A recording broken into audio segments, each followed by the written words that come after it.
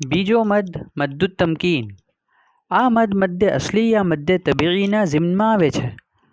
મદ્દુત તમકીનની શાકિલત આ મિસાલ છે. જેવારે બે યા એક સાથે આવે, પહેલા યા પર તજદીદ હોય અને ઝેર હોય અને બીજો મદનો યે હોય.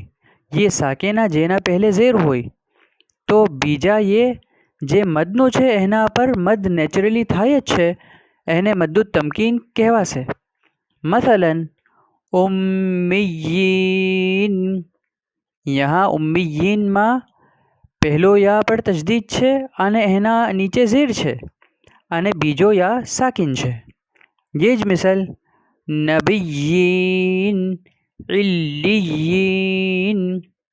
આ તમામ કલિમાતમાં પહેલો યા પર તજદીદ છે અને એના નીચે ઝેર છે અને બીજો યા સાકિન છે.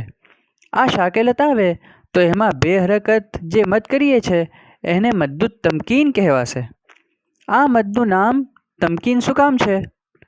તમકીનની માના સહેલાઈની છે. નબિયીનમાં પહેલા યા પર તજદીદ છે. યેને તજદીદના સાથ પડવું મુશ્કેલ છે.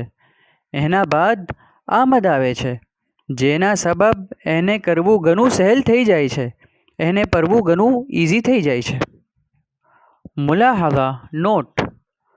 મદ્દુત તમકીન બાદ વકફ આવે એની zikr. મદ્દુત તમકીન બાદ વકફ આવે યાની મદ્દુત તમકીનના યાના બાદના હર્ફ પર વકફ કરતા હોય, રૂકતા હોય તો ये અલ મદ્દુલ આરિદ લિસ્સુકૂન બની જશે. એમાં 2, 4, 6 હરકત થઈ શકશે. જેમ વલાકિન રસૂલલ્લાહિ વ ખાતમન નબિય્યીન માં મદ્દુત તમકીન છે. એમાં નબિય્યીન પર વકફ થશે તો એમાં અલ મદ્દુલ આરિદ લિસ્સુકૂનનો કાનૂન લાગશે.